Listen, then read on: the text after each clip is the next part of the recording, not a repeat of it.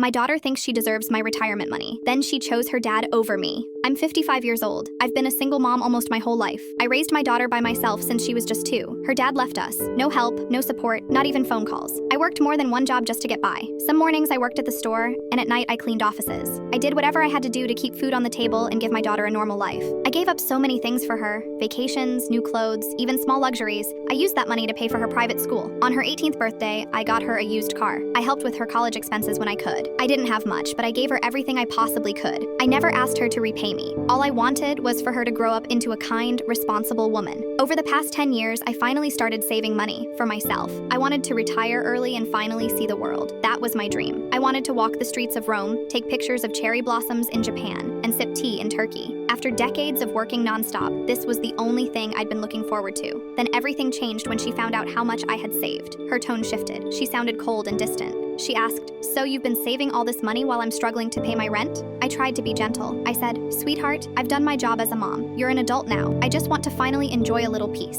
But instead of understanding, she got angry. She shouted at me saying, "So now you're just going to be selfish? After everything I went through growing up, all your boyfriends and the chaos?" I stood there stunned. I told her, "I struggled through all of that to give you peace. I cried alone at night not knowing how I'd pay the bills. I skipped meals so you could eat." But it didn't matter. She didn't care. Soon after, my sister called and asked why my daughter was telling everyone I was hoarding money while she was too poor to buy groceries. I was shocked. I never thought my daughter would lie about me to others. But the worst part came a few weeks later, when I learned she had reconnected with her father, the same man who abandoned us, and he was feeding her lies. He told her I had been having an affair for years, that I left him for a man named Jorge, a co-worker of mine. He told her I was spending my savings to travel the world with this man and ignoring her needs. The truth? Jorge is just a good friend. We both love to talk about travel. We dream out loud about places we'd love to see one day. That's it. But in her eyes, suddenly I was the bad guy. She came to me crying and angry. "You left Dad for Jorge, didn't you? You're giving him all your money. You never even loved us." My heart broke into 1,000 pieces. I tried to tell her the truth. I begged her to listen. "Your dad left us. I was alone. Jorge is just a friend. I just want to live a little before I'm too old to enjoy it." But she didn't care. She packed her bags and told me, "I'm going to live with my dad. At least he's honest." I sat in her room that night, hugging her childhood teddy bear, crying until morning. It felt like I lost her, not because of death, but because of hurt, lies, and betrayal. Weeks passed. No calls, no texts. I tried reaching out, but she blocked me. Then one evening she came back. She looked tired and sad. She sat down and said, "Mom, I was wrong. Dad lied. He told me awful things that weren't true. He said Jorge traveled with you, but I saw the photos. You went alone. You looked happy." And then she cried in my arms like she used to when she was a little girl.